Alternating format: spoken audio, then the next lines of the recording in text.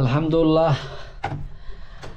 আজকে আমাদের প্রথম রমাজান আদায় হলো।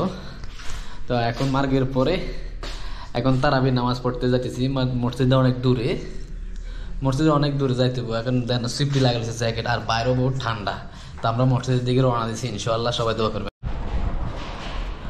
মসজিদের ভিতরে আমরা চলে এসেছি, কমপ্লিট মসজিদের ভিতরে আছি আমি। দেখাচ্ছি মসজিদ আমাদের, ওই যে মসজিদ।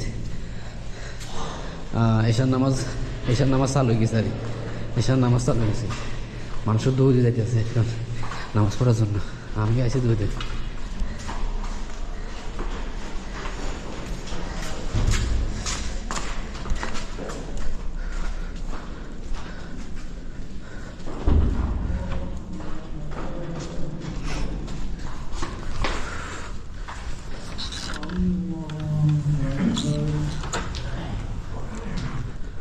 كيدهم في تضليل وأرسل عليهم طيرا أبابيل ترميهم بحجارة من سجيل فجعلهم كعصف مأكول الله أكبر